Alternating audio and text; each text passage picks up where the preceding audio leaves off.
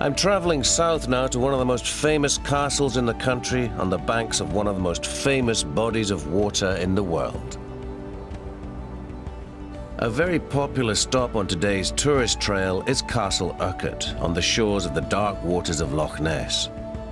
This dramatic loch sits along part of the Great Glen Fault Line, a massive geological trench between two giant tectonic plates below the Earth's surface. The loch is still an area of seismic activity and averages 3 earthquakes every 100 years.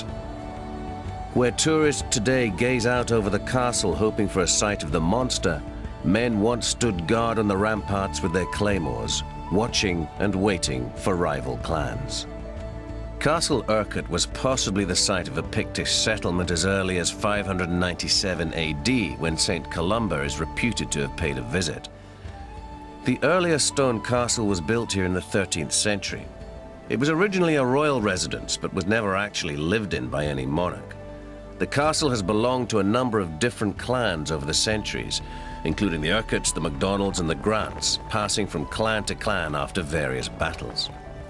The Grants built the tall tower in the early 16th century and lived there for about another 150 years. Historian Patricia Winks explains how the splendor of life here would have been in stark contrast to that of the Highlanders living in the surrounding area. You're looking at a stone-built castle for a start. Everyone else is living in timber-built houses or small stone-built crofts. You're looking at several floors. Within the Grant Tower, there's 3 floors of living space. So you have a hall for receiving guests on the ground floor. Upstairs, you have a hall decorated probably with tapestries, very warm, very cosy, large fireplaces. And then above that, you've got a magnificent bedchamber. The castle was fought over and attacked many times, and in 1645 was sacked by Protestant Covenanters who objected to the Catholic beliefs of the lady of the castle, Mary Ogilvie.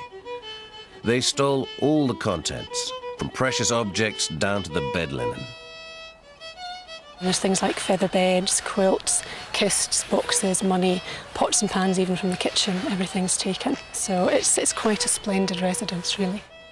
The splendour of castle life didn't extend to everyone living there, and the local Highlanders working as servants would only have had marginally better conditions than those scraping a living from the land elsewhere.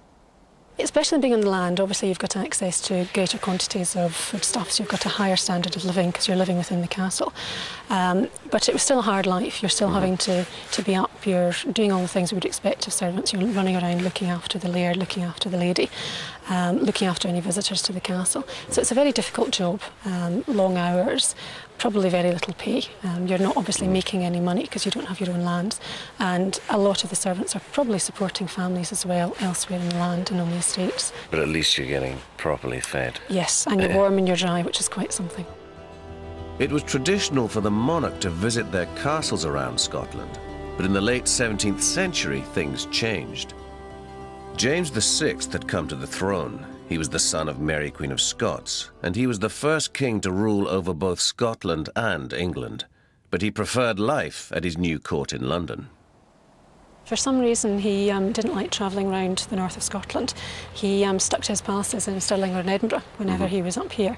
And really, as soon as he could, he moved south to London and set up residence there. And I think he said the Highlanders were barbaric with some civility, but that the Islanders were totally barbaric.